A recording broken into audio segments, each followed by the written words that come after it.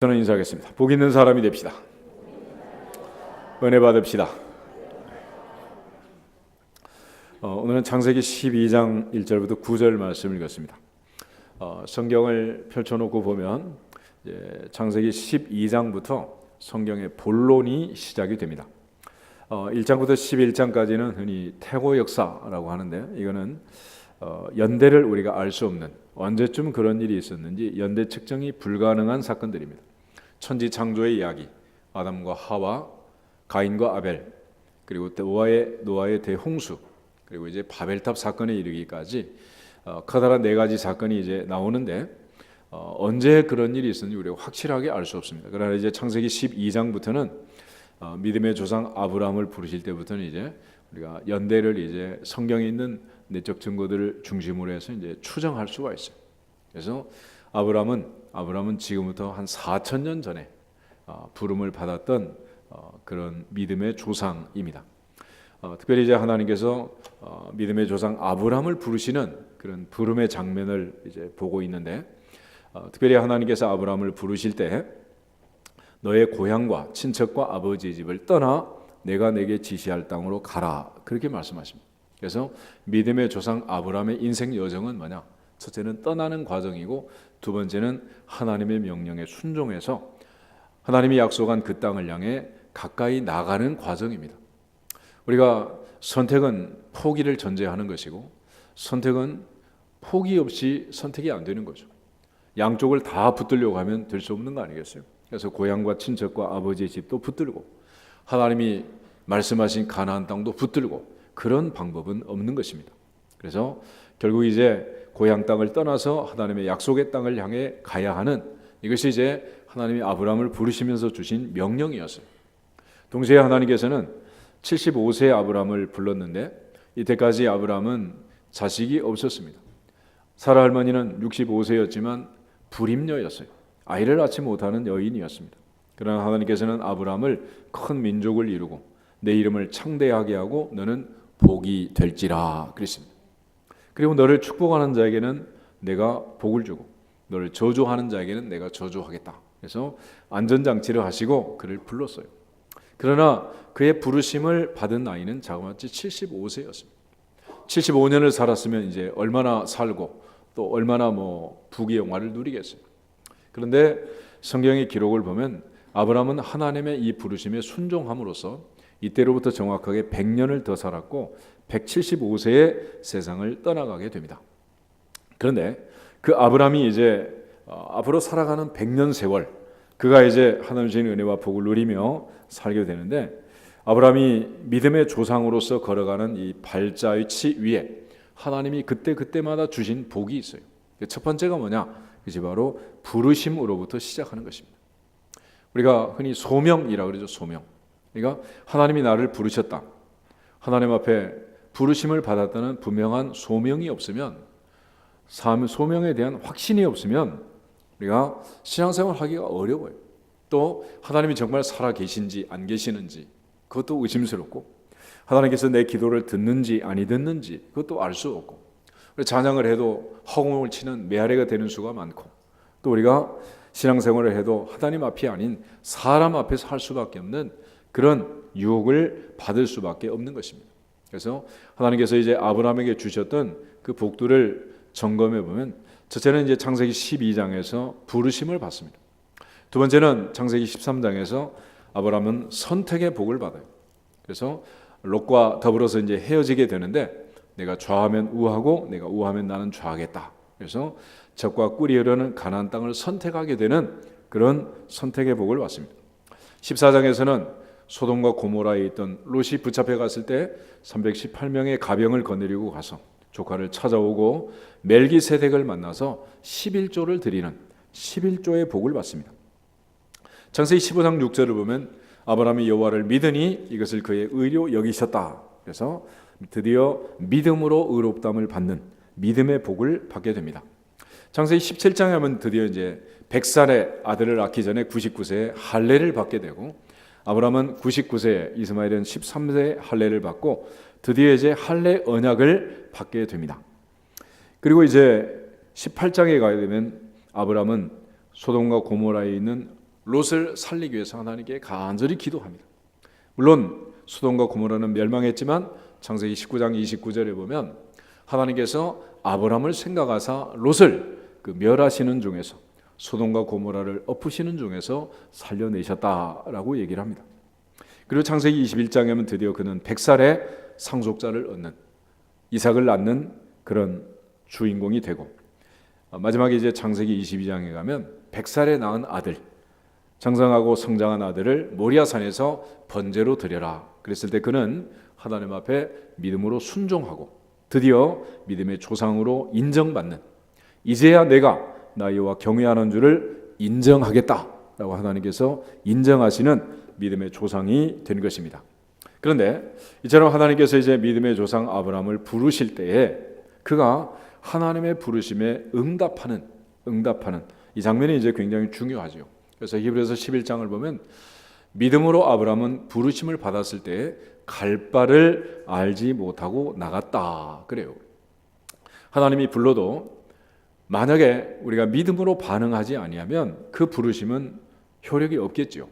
그래서 신학적으로는 흔히 유효한 부르심, 무효한 부르심 그렇게 나눠요. 하나님께서 전능하신 하나님이 하늘에서 불러도 우리가 거절하고 거부할 수가 있죠. 그래서 선지자 이사야는 주여 우리의 전한 것을 누가 믿었습니까? 여호와의 팔이 누구에게 나타났습니까? 라고 말하는, 우리가 아무리 복음을 전해도 모든 사람이 다 믿는 것도 아니죠. 또 다 받아들이는 것도 아닙니다. 그러나 하나님이 선택하시고 부르신 하나님의 자녀들은 또 그 부름에 응답하게 되어 있습니다.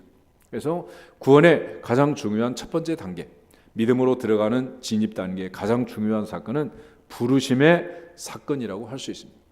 성경을 보면 믿음의 사람들, 위대한 선지자, 사사 또는 예수님의 제자들, 이들을 부를 때 보면 가장 중요한 소명의 사건으로부터 시작을 해요.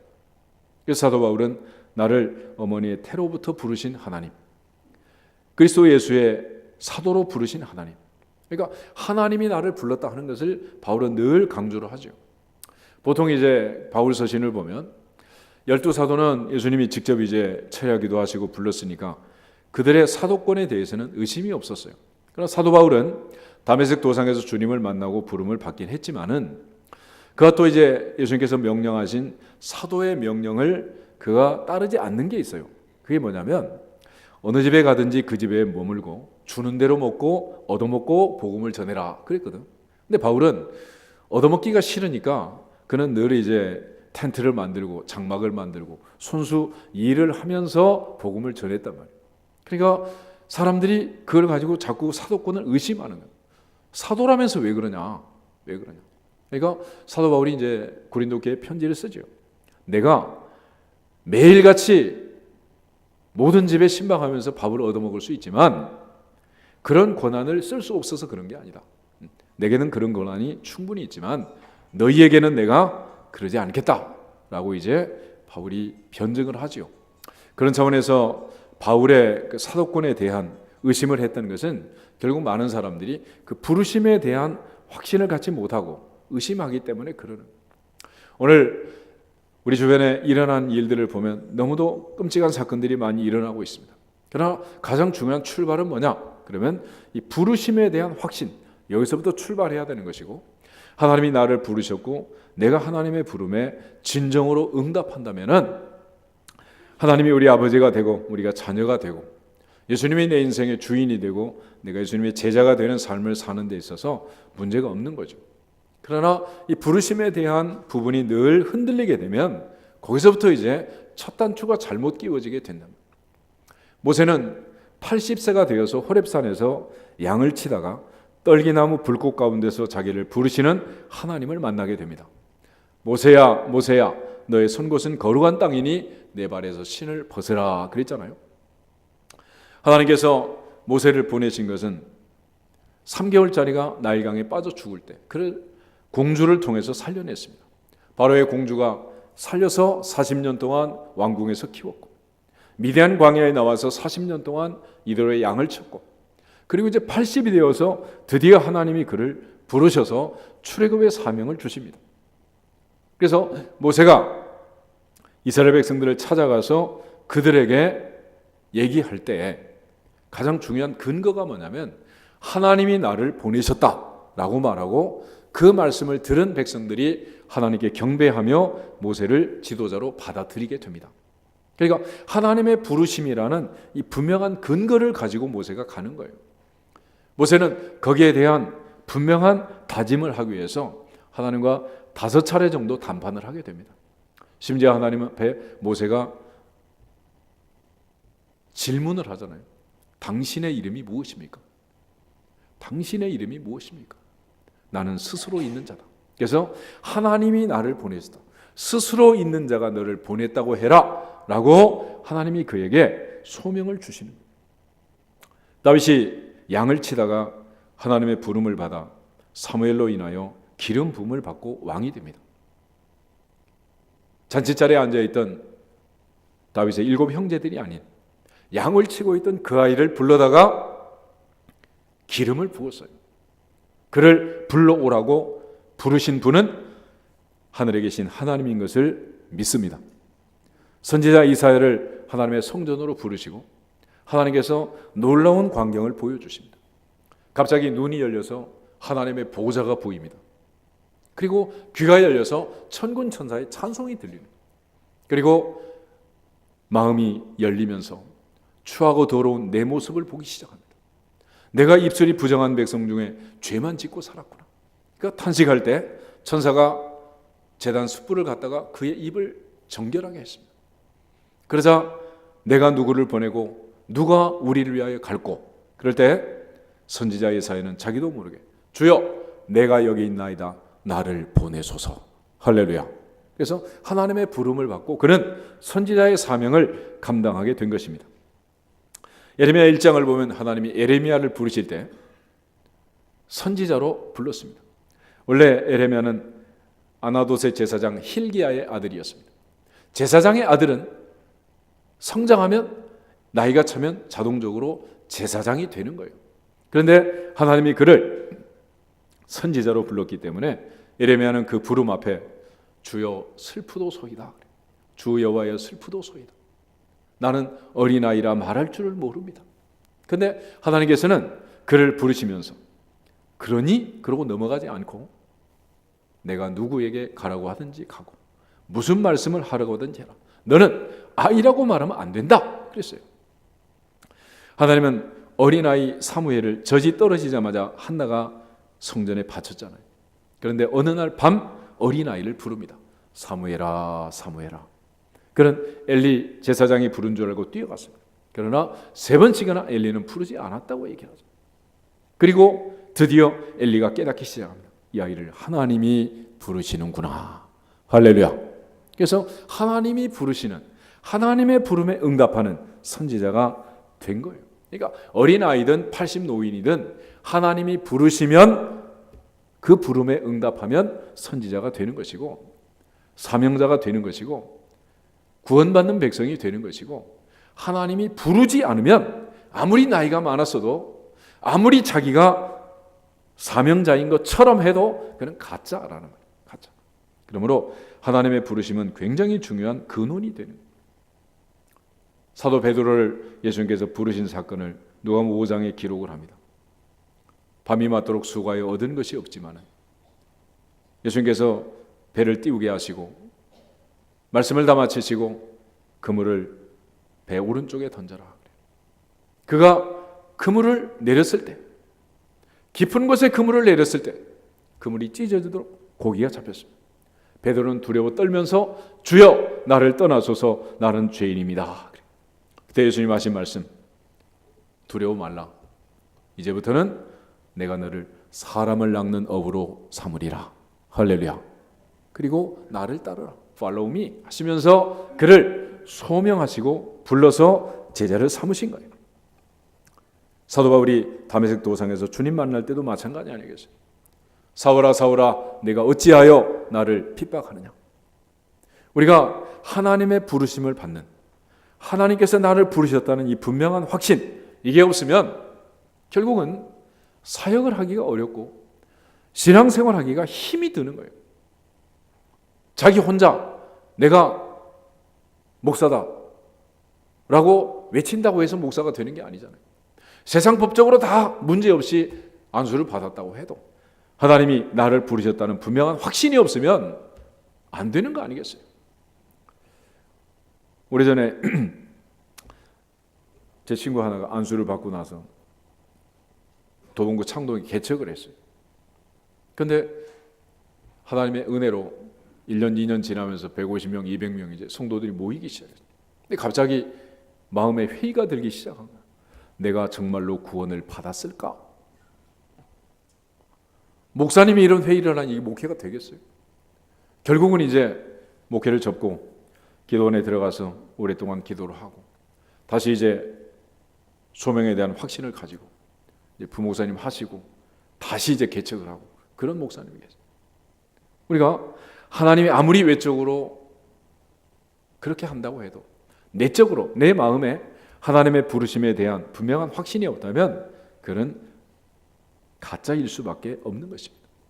그래서 하나님께서 예수님의 제자들을 부를 때도 철야기도 하게 하시고 또 갈릴리 바다에 어부를 주님이 다 부르신 것도 아니잖아요. 하나님께서 선택한 그들을 부르셔서 12제자를 삼으시고 하나님 나의 일을 하신 거예요. 그래서 오늘 아브라함을 부르신 거나 모세나 다윗이나 이사야나 에레미야나 베드로나 사도 바울을 예수님의 12제자를 부르는 이 모든 과정을 보면 부르심이 갖는 놀라운 특징이 있습니다. 첫 번째 특징이 뭐냐면 하나는 하나님의 주권적인 역사로 불러주신다 하는 거예요. 다시 로마서 9장을 찾아보겠습니다. 로마서 9장 말씀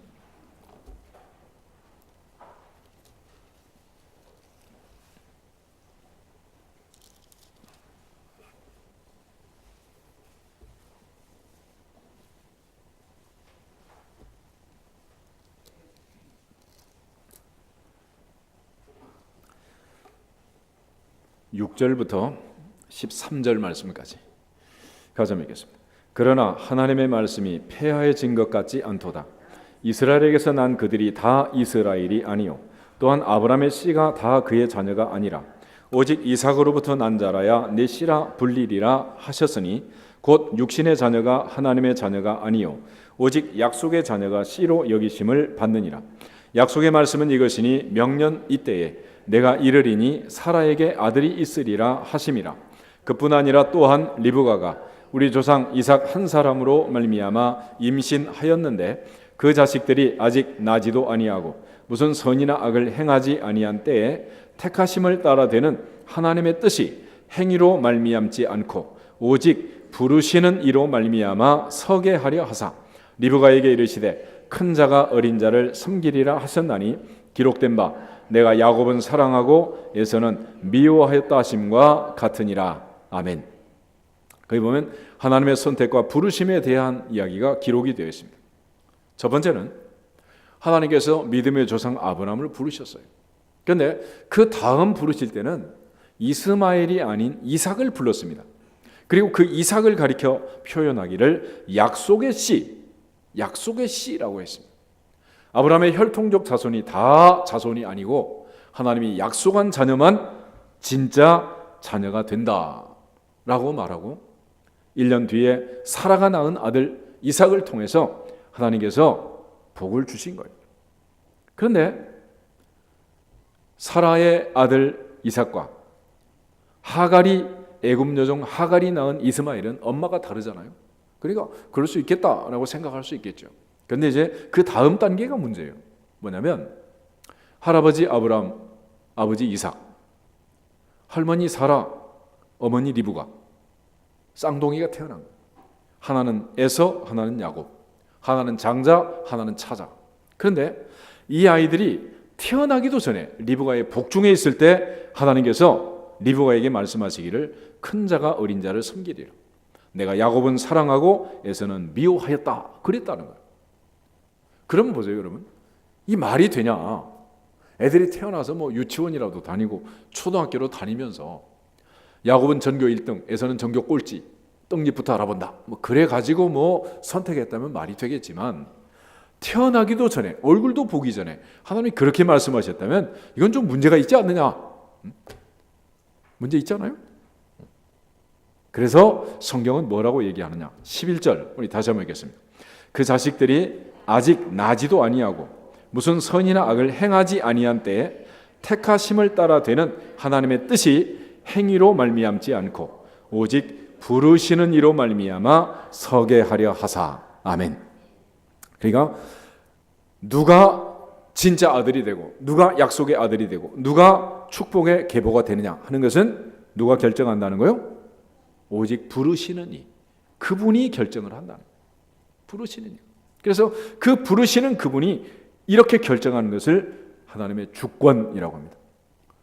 영어로는 sovereignty of God, authority of God. 그래서 하나님의 절대 주권이라. 이건 하나님의 권세, 하나님의 권리지. 이거는 인간이 시비를 걸 부분이 아니다라고 얘기를 하는 거예요. 그리고서 내가 야곱은 사랑하고 에서는 미워했다 이렇게 기록을 했습니다. 예전에 이런 말씀을 전했더니 아주 똑똑한 여대생이 질문을 하더라. 목사님, 그러면 에서가 상처를 받지 않겠어요? 그러더라고. 성경에 이렇게 기록해 놓으면 상처를 안 받겠어? 그래서 내가 그랬죠. 걱정하지 마라. 걱정하지. 에서는 이걸 보고 상처받을 일이 없다. 이 말씀을 읽고 듣는 사람은 전부 다 야곱이다. 야곱, 김야곱, 이야곱, 박야곱, 최야곱, 고야곱, 장야곱, 정야곱. 할렐루야. 야곱은 이걸 읽고 듣지만은 에서는 이걸 볼 일이 없는 거예요. 그래서 하나님께서 절대 주권을 가지고 이렇게 부르셨다는 거예요. 우리의 행위가 아닌 부르신 이의 주권을 따라 불렀습니다.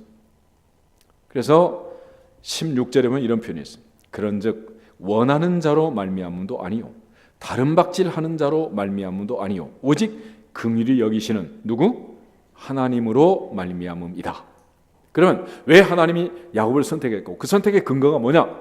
그렇게 말할 때 원하는 자로 말미암음도 아니다. 다른 박질하는 자로 말미암음도 아니다. 다시 말하면 원하는 자가 뭡니까? 자원하는 사람. 원한다고 되는 것도 아니라는.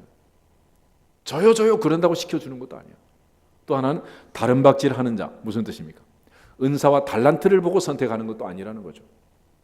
여러분 올림픽 금메달을 땄기 때문에 우리가 부름 받았습니까? 우리가 올림픽 금메달 딸 만큼 달란트가 많아서 부름 받은 거 아니잖아요. 하나님은 그런 달란트를 보고 부른 것도 아니다. 오직 긍휼히 여기시는 하나님, 부르시는 하나님, 그분의 주권을 따라서 우리를 불러주신 거예요. 그래서 우리가 하나님의 은혜 찬양할 때 늘 그래요. 나를 부르신 이가 하나님, 나를 지으신 이가 하나님, 나를 보내신 이가 하나님. 할렐루야. 그러니까 그분의 주권 아래 있는 문제지 이건 사람이 시비를 걸 일이 아니다라는 거예요. 넘어가서 19절부터 한번 더 보겠습니다. 로마서 9장 19절부터 24절에 보면 거기에 대한 설명이 이제 정리가 되어 있습니다. 같이 읽겠습니다. 혹 내가 내게 말하기를 그러면 하나님이 어찌하여 허물하시느냐 누가 그 뜻을 대적하느냐 하리니 이 사람아 내가 누구이기에 감히 하나님께 반문하느냐 지음을 받은 물건이 지은 자에게 어찌 나를 이같이 만들었느냐 말하겠느냐 토기장이가 진흙 한 덩이로 하나는 귀 있을 그릇을 하나는 천 있을 그릇을 만들 권한이 없느냐 만일 하나님이 그의 진노를 보이시고 그의 능력을 알게 하고자 하사 멸하기로 준비된 진노의 그릇을 오래 참으심으로 관용하시고 또한 영광 받기로 예비하신 바 긍휼의 그릇에 대하여 그 영광의 풍성함을 알게 하고자 하셨을지라도 무슨 말을 하리요 이 그릇은 우리니 곧 유대인 중에서뿐 아니라 이방인 중에서도 부르신 자니라. 아멘. 그러니까 이렇게 부름받은 야곱은 곧 누구다? 우리라는 거. 우리. 이거는 남 얘기가 아니고 우리 얘기다. 이렇게 하나님이 주권적으로 우리를 불렀기 때문에 우리가 하나님의 자녀가 된 거지. 만약에 시험을 쳤다든지 달리기를 시켰다든지 선착순 10명 했다든지 뭐 그러면 선택이 되겠습니까? 한 사람도 부름받을 수 있는 사람이 없다는 거예요. 그래서 토기장이가 자기의 뜻대로 그릇을 만드는 것처럼 하나님께서는 하나님의 뜻 안에서 우리를 부르시고 주권적으로 우리를 불러주신 줄로 믿습니다. 이렇게 부르신 하나님의 부르심이 갖는 중요한 특징이 하나가 있어요. 로마서 11장을 찾아보겠습니다. 로마서 11장 29절 말씀. 로마서 11장 29절. 다 같이 읽겠습니다. 하나님의 은사와 부르심에는 후회하심이 없느니라. 아멘. 하나님의 은사와 부르심에는 뭐가 없다? 후회하심이 없다. 후회하심이 없다. 그러니까 하나님이 한 번 부르시면 끝까지 부르시고, 한 번 계획하시면 끝까지 계획하시고, 한 번 구원하시면 끝까지 구원하시느니라. 할렐루야. 그래서 하나님이 출애굽을 계획하셨을 때 60만이 반대를 하고 엎어졌지만 출애굽의 역사는 이루어졌다 안 이루어졌다? 다 이루어진 거예요. 그것이 하나님의 주권이라는 것입니다. 그러므로 우리가 하나님의 주권적으로 부르시는 이 주권 앞에 저항할 수가 없어요. 그래서 그걸 가리켜 불가항력적이다. 문제는 이제 이거죠. 하나님이 나를 부르셨는데 우리가 순종함으로 반응을 하면 사무엘처럼 어린아이 때부터 하나님의 쓰임을 받을 수도 있고, 하나님 앞에 우리가 순종하지 못하고 늘 곁길로 가게 되면 시간이 자꾸 늘어나게 되는 거예요. 그래서 어떤 사람은 어려서 부름을 받고, 어떤 사람은 청소년 때, 어떤 사람은 청년이 되어서, 어떤 사람은 장년이 되어서, 어떤 사람은 노년이 되어서야 부름을 받게 되는 거예요. 그러므로 하나님이 나를 부르셨다는 분명한 확신이 내 마음에 울림으로 다가오면 즉시 순종할 수 있기를 주 이름으로 축복합니다. 그것이 우리가 해야 할 일인 거예요. 하나님께서 그렇게 나를 부르셨는데도, 그렇게 나를 불렀는데도 십자가 옆에 강도처럼 마지막 죽는 순간에라도 돌아오면 좋지만 그 기회마저 없이 사라지면 어찌하겠어요. 그래서 우리가 늘 하나님 앞에 기도하고 그 부르심에 늘 믿음으로 반응할 수 있기를 주 이름으로 축복합니다. 오늘날은 특별히 참 어려운 때를 살고 있어요. 왜냐하면 사건 사고가 참 많잖아요. 타이완에 지진이 나서 또 많은 사람들이 죽었던데, 여러분 그렇게 갑자기 비행기 사고, 배 사고, 교통사고 이렇게 갑자기 세상을 떠나면, 갑자기 내 인생의 마지막이 오면 십자가 옆에 강도처럼 대화할 시간도 있어요, 없어요? 그런 시간도 없어요. 이제 그런 시간도 없어요. 그러므로 항상 마지막을 준비하고 있어야 돼요. 준비. 그러므로 그 하나님의 부르심 앞에, 주권적으로 하나님이 나를 선택하시고 나를 부르신 그 부르심 앞에 믿음으로 반응하고 순종으로 반응할 수 있기를 주 이름으로 축복합니다. 그래서 믿음의 조상 아브라함은 하나님이 불렀을 때 믿음으로 반응하고 순종으로 반응한 거예요. 다시 히브리서 11장을 한번 찾아보겠습니다. 히브리서 11장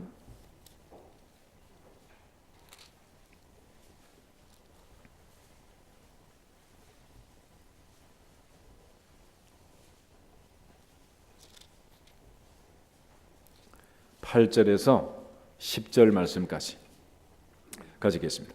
믿음으로 아브라함은 부르심을 받았을 때에 순종하여 장래 유업으로 받을 땅에 나갈새 갈 바를 알지 못하고 나아갔으며, 믿음으로 그가 이방의 땅에 있는 것 같이 약속의 땅에 거류하여 동일한 약속을 유업으로 함께 받은 이삭 및 야곱과 더불어 장막에 거하였으니, 이는 그가 하나님이 계획하시고 지으실 터가 있는 성을 바랐음이라. 아멘. 그는 하나님의 성을 바라보고 하나님의 계획을, 하나님의 비전을, 하나님의 꿈을 믿음으로 순종으로 받아들여서 믿음의 조상이 된 줄로 믿습니다.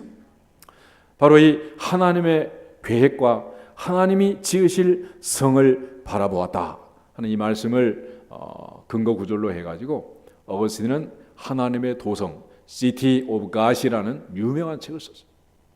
우리가 하나님 앞에서 부름을 받고 그 부름이 내 심령의 영혼의 울림으로 분명히 확신으로 다가오고 믿어지기를 주 이름으로 축복합니다. 그리고 순종으로 반응하면 믿음의 조상 아브라함과 함께 복을 받게 될 줄로 믿습니다. 이처럼 하나님은 하나님의 주권적인 계획 속에 우리를 불러주신 거예요.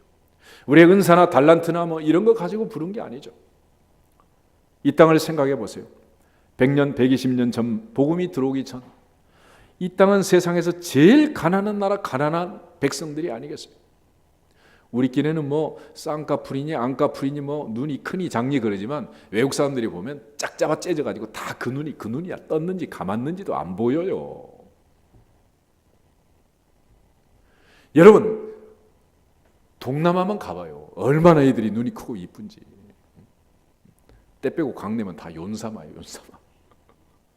그럼에도 불구하고 하나님은 외모를 보지 않고 중심을 보시고 우리를 불러주신 줄로 믿습니다. 이러한 하나님의 주권적 부르심이다. 그래서 하나님이 우리를 부르신 두 번째 특징은 뭐냐면 무조건이라는 건데, 고린도전서 1장을 찾아보겠습니다. 고린도전서 1장 26절에서 31절 말씀.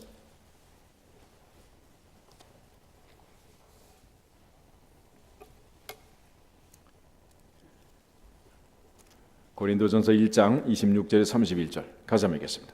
형제들아 너희를 부르심을 보라. 육체를 따라 지혜로운 자가 많지 아니하며 능한 자가 많지 아니하며 문벌 좋은 자가 많지 아니하도다.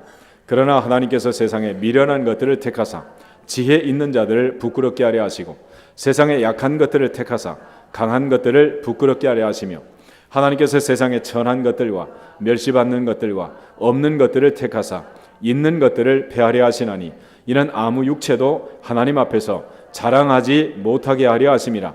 너희는 하나님으로부터 나서 그리스도 예수 안에 있고 예수는 하나님으로부터 나와서 우리에게 지혜와 의로움과 거룩함과 구원함이 되셨으니 기록된 바 자랑하는 자는 주 안에서 자랑하라 함과 같게 하려 함이라. 아멘.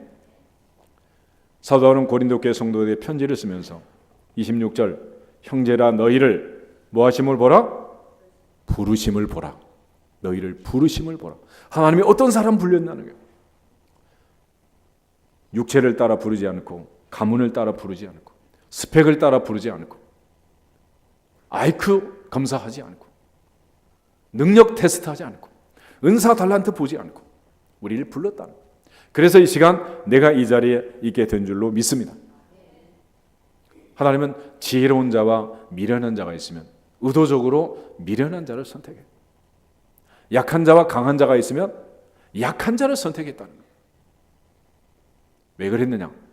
자랑하지 못하게. 자랑하지 못하게. 오늘 그럼에도 불구하고 우리는 하나님의 부름을 받고 하나님의 은혜로 직분을 받고 하나님의 은혜로 하나님의 자녀의 관세를 얻고 하나님의 은혜로 예수 그리스도의 제자가 되고 그리스도인의 삶을 살고 있습니다. 그런데도 불구하고 우리는 늘 자랑하려는 어리석음이 있는. 그래서 하나님의 부르심의 중요한 특징은 행위에 근거하지 않고 오직 하나님의 은혜에 근거해서 무조건적으로 우리를 선택하신 줄로 믿습니다. 결국 만약에 우리의 은사와 달란트를 가지고 우리가 선택을 받았다면 얼마든지 자랑할 게 있지 않겠습니까? 로마서 4장을 찾아보겠습니다. 로마서 4장 1절 2절 두 절만 같이 한번 보겠습니다. 우리는 자랑할 수 있는지 없는지, 왜 자랑할 수 없는지. 로마서 4장 1절 2절 243페이지 같이 한번 읽겠습니다. 그런즉 육신으로 우리 조상인 아브라함이 무엇을 얻었다 하리요? 만일 아브라함이 행위로서 의롭다 하심을 받았으면 자랑할 것이 있으려니와 하나님 앞에서는 없느니라. 아멘. 4,000년 전에 부름받았던 믿음의 조상 아브라함, 우리의 믿음의 조상 아브라함도 하나님 앞에서는 자랑할 것이 있느니라 없느니라? 자랑할 게 없다. 그렇다면 이제야 부름을 받은 우리가 자랑할 게 뭐가 있겠어요? 그래서 이거를 사도 바울이 정리한 구절이 에베소서 2장 8절 9절이에요. 우리 같이 한번 더 읽겠습니다. 에베소서 2장 8절 9절 말씀.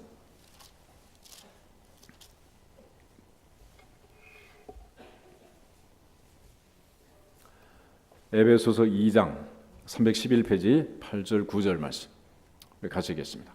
너희는 그 은혜에 의하여 믿음으로 말미암아 구원을 받았으니 이것은 너희에게서 난 것이 아니요 하나님의 선물이라. 행위에서 난 것이 아니니 이는 누구든지 자랑하지 못하게 함이라. 아멘. 그래서 자랑하는 자는 오직 주 안에서 자랑하라. 주님만 자랑해라. 하나님만 자랑할지어다. 할렐루야. 그래서 우리가 자랑거리가 생기면 어떻게 하느냐? 하나님을 자랑해. 하나님. 내 아들이 공부를 잘한다. 그러면 얘가 날 닮았나 봐요. 그리고 한턱 쏘지 말고 어떻게 하라고? 좋은 머리 주신 하나님께 영광을 돌리고 하나님을 자랑할지어다. 신명기 8장에 있는 말씀처럼 재물 얻을 능력을 주시면 그 능력 주신 분이 하나님인 줄 알고 재물 얻을 능을 주신 하나님께 찬양할지어다. 모든 게 다 하나님께 영광을 돌리는 거예요. 그래서 간증이라는 것은 뭐냐? 주어는 하나님, 동사는 주셨습니다, 하게 하셨습니다. 그렇게 하는 거예요. 하나님이 주셨습니다, 하나님이 하게 하셨습니다. 할렐루야. 오늘도 찬양대가 아름다운 찬양으로 박수까지 받았는데, 하나님이 목소리 스위치 넣으면 소리 나와 안 나와? 안 나와요. 못하게 하면 못하는 거야. 못하게 하면. 소리도 나오게 하니까 나오는 거지.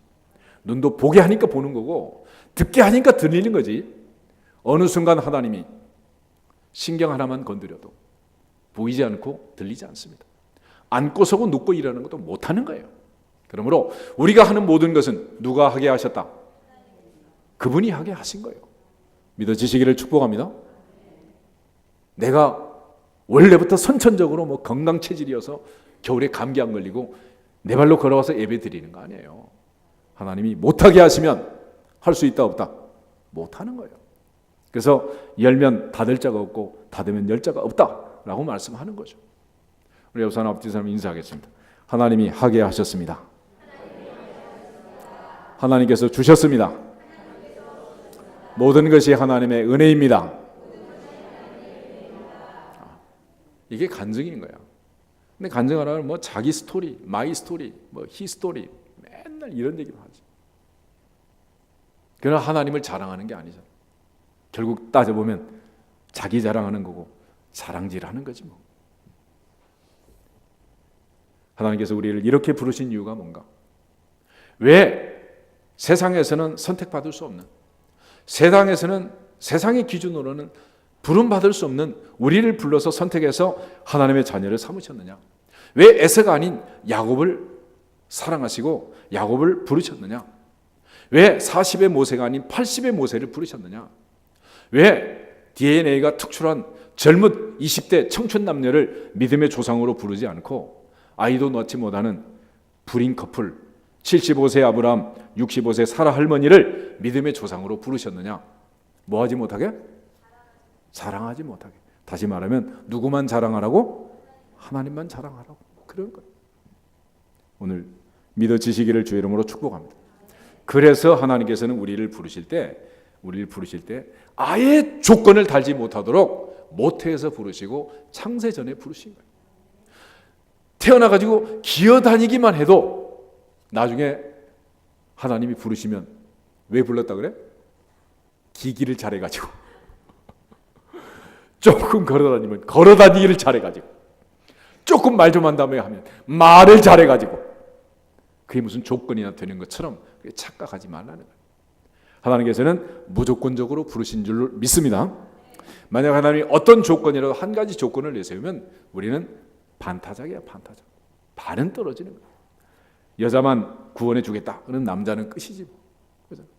몸무게를 기준으로, 키를 기준으로, 어떤 것 하나만 기준으로 들어와도 우린 다 떨어지는 거야. 다 떨어져. 그러나 하나님은 무조건적으로 부르신 줄로 믿습니다. 갈라디아서 1장을 한번 찾아보겠습니다. 갈라디아 1장을 보면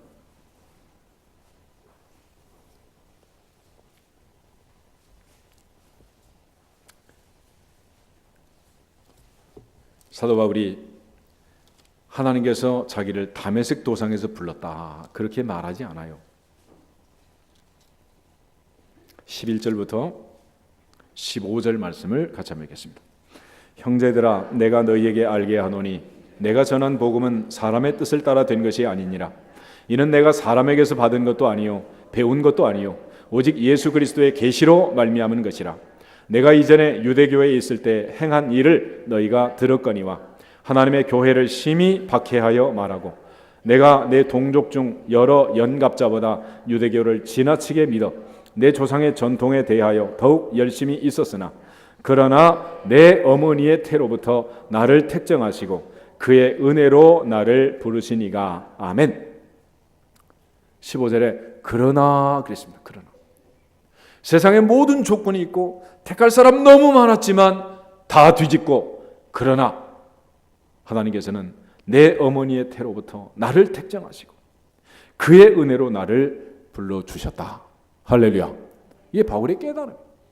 오늘 하나님의 보좌 앞에서 나를 부르시는 하나님, 그 부르심이 마음 깊은 곳에, 심령 깊은 곳에 큰 울림으로 역사하기를 주의 이름으로 축복합니다. 믿어지기를 주의 이름으로 축복합니다.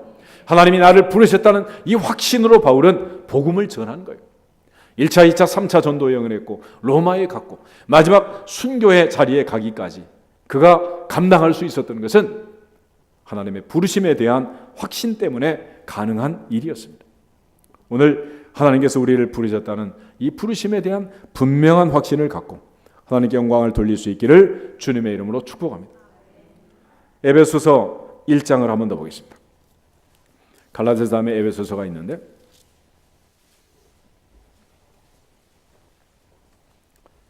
1절부터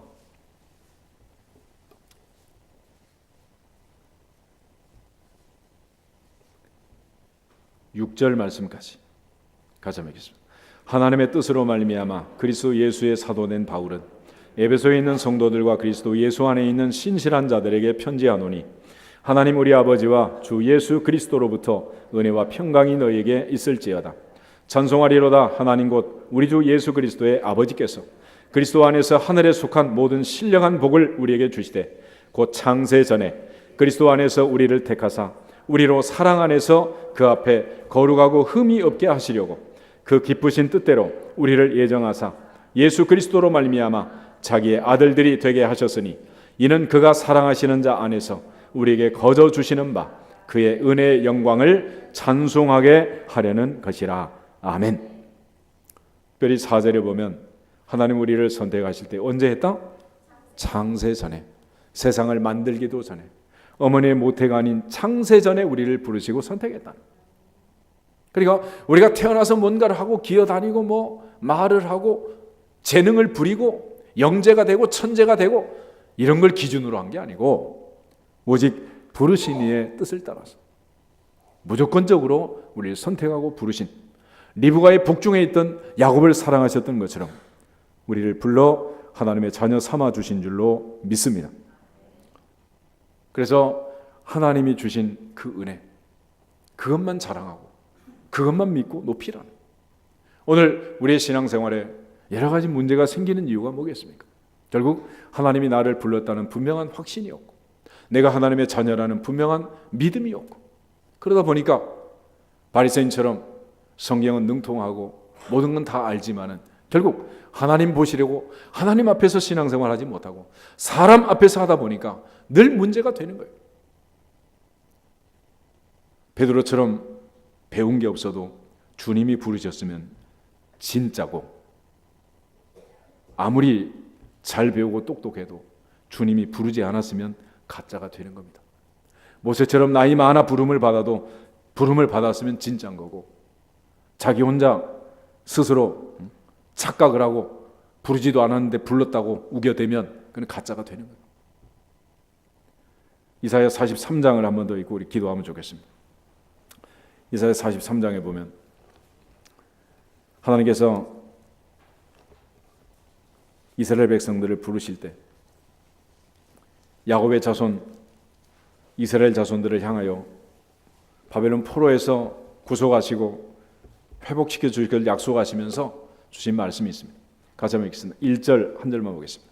야곱아 너를 창조하신 여호와께서 지금 말씀하시느니라. 이스라엘아 너를 지으신 이가 말씀하시느니라. 너는 두려워하지 말라. 내가 너를 구속하였고 내가 너를 지명하여 불렀나니 너는 내 것이라. 아멘. 거기 야곱아 이스라엘아 그랬습니다. 이스라엘은 야포강 나루트에서 밤을 새워 기도하던 야곱의 환도뼈를 부러뜨리고 하나님께서 굴복하는 야곱을 향해 주신 이름 아니에요. 이제부터는 야곱이라 하지 말고 누구라고 해라? 이스라엘이라고 해라. 그래서 야곱아 이스라엘아 하는 게 전부 단수야, 단수. 그래서 야곱아 너를 창조하신 여호와, 이스라엘아 너를 지으신 이가 말씀한다. 너는 두려워하지 말라. 내가 너를 구속하였고 내가 너를 지명하여 어떻게 했다? 불렀다. 내가 너를 불렀다. 너는 뭐 하지 말라? 두려워하지 말라. 너는 내 것이다. 할렐루야. 하나님이 부르시면 하나님의 것이 되는 거고, 하나님 안 불렀으면 하나님의 소유가 되는 거 아니죠. 이 얘기는 무슨 얘기겠습니까? 예수님 무엇을 먹을까 마실까 입을까 염려하지 말라 그랬는데 집에 강아지 키우는 분은 알겠지? 강아지 점심은 강아지가 걱정하는 거예요? 주인이 하는 거예요? 몰라? 그러면 소 키우는 사람은, 소꼴은 주인이 걱정하는 거예요? 소가 걱정하는 거예요? 믿음이 적은 자들아, 왜 걱정하느냐? 왜 염려하느냐? 너는 내 것이다. 할렐루야. 5절에도 두려워하지 말라 그랬어요. 이유가 뭐냐? 4절이야. 4절 한 번 더 보겠습니다. 내가 내 눈에 보배롭고 존귀하며 내가 너를 사랑하였은즉 내가 내 대신 사람들을 내어주며 백성들이 내 생명을 대신하리니 두려워 말라. 할렐루야. 하나님의 눈에는 우리가 어떻게 보인다고? 보배라는 거. 보배. 보배롭고 존귀하다. 나는 너를 사랑한다. 할렐루야. 이게 바로 제 눈의 안경이라는 거죠. 왜 하나님이 우리를 선택했느냐? 우리가 볼 때가 아니라 하나님이 보실 때 이렇게 해서 그분이 우리를 선택하신 거예요. 키가 크든지 작든지 뚱뚱하든지 홀쭉하든지 잘났든지 못하든지 손가락이 5개든 6개든 상관하지 않고 하나님 우리를 무조건적으로 모태로부터 창세전에 선택하시고 불러주신 줄로 믿습니다. 열방에서 땅끝에서 우리를 부를 때 다 마찬가지로 부른 거예요. 이사야 49장 1절 한 절만 더 보겠습니다. 이사야 49장 1절. 이거는 성경 전편에 펼쳐져 있는 얘기들이에요. 한 절만 읽겠습니다. 섬들아 내게 들으라. 먼 곳 백성들아 귀를 기울이라. 여호와께서 태에서부터 나를 부르셨고 내 어머니의 복중에서부터 내 이름을 기억하셨으며 할렐루야. 그렇게 사랑하시고 그렇게 선택하시고 그렇게 불러서 하나님의 자녀 삼아 주셨죠. 그러므로 이 부르심 앞에 믿음의 조상 아브라함이 갈 바를 알지 못하지만 순종으로 반응했던 것처럼 오늘부터는 하나님 말씀 앞에 순종하고 믿음으로 반응해서 하나님께 영광을 돌릴 수 있기를 주의 이름으로 축복합니다. 만약에 그렇게 하지 않으면 무슨 일이 벌어지느냐? 그때는 하나님께서 포기하지 않고 결코 하나님의 부르심에는 후회하심이 없기 때문에 고난 프로그램을 돌리십니다. 광야 40년도 돌리시고 미디안 광야 40년도 돌리고 요나처럼 물고기 뱃속에 집어넣었다고도 꺼내시고 히스기야처럼 죽을 병에 들게도 하시고 결국 그렇게 해서 우리의 항복을 받아내는 거예요. 여러분 순조롭게 가는 게 좋겠어요? 그렇게 롤러코스터를 타는 게 좋겠어요? 선택은 자기의 몫이야. 그러므로 사람에 대해서는 기대가 크면 실망이 크지만 하나님에 대해서는 기대가 크면 클수록 응답이 크고 축복이 크고 기적이 크고 능력이 크고 역사가 크고 할렐루야. 그런 거예요. 그런데 많은 사람들이 신앙생활에 실족하는 이유가 뭐냐? 하나님을 보지 않고 하나님의 약속을 보지 못하고 사람만 바라보는 사람. 그래서 사람은 기대가 크면 뭐가 크다? 실망이 큰 거예요. 그건 지극히 당연한 일이란 말이에요. 그러므로 사람 앞에 실망할 일들이 너무 많이 일어난다 하더라도 그럴 줄 몰랐다. 그러면 억하고 억하고. 여러분 암보다 더 무서운 게 심혈관 질환. 혈압 터지면 죽는 거예요. 죽어. 그러므로 세상에 어떤 일이 벌어지든지 그럴 줄 알았다. 그리고 넘어가셔야 돼요. 그럴 줄 몰랐다 그러면 내가 죽는 거예요. 여러분 첫 번째 아담의 가정부터 한번 생각해 보세요. 하나님 말씀에 불순종해서 가시와 엉겅퀴가 있는 들판으로 쫓겨났잖아요. 아들 둘 낳았는데 첫째가 둘째를 또 어떻게 했어? 아담과 하와가 얼마나 가슴이 아팠겠어요. 그런 일이 첫 번째 가정부터 태초부터 있었어요. 태초부터. 우리가 잘나서 의로워서 우리를 부르신 거 아니잖아요. 하나님의 보좌 앞에 이렇게 부르신 그 하나님 앞에 모태로부터 어머니의 복중에서부터 내 이름을 기억하시고 나를 부르신 너는 내 것이라 말씀하신 그 하나님의 자녀답게 믿음으로 반응하고 순종으로 반응하고 영광을 돌릴 수 있기를 주님의 이름으로 축복합니다. 무슨 일이 있든지 하나님만 바라보고 주님만 바라볼 수 있기를 주의 이름으로 축복합니다. 사람에 대해서는 딱 한 가지만 기억하시면 그럴 줄 알았다. 우리 한번 인사하실까요? 그럴 줄 알았습니다. 그럼 넘어가야 돼. 거기에 걸리면 다 죽는, 다 죽어. 특별히 이제 설 연휴인데 명절에 또 이제 사건 사고가 너무 많이 일어나요. 해마다 일어나, 해마다. 안 일어나면 좋겠는데, 여하튼 우리 모두가 다 이처럼 하나님의 부름을 받은 이 복을 형제자매에게 마음껏 전하고 행복한 설날 되시기를 주님의 이름으로 축복합니다. 다 같이 주 예수 그리스도의 이름으로 형통할지어다 선포하고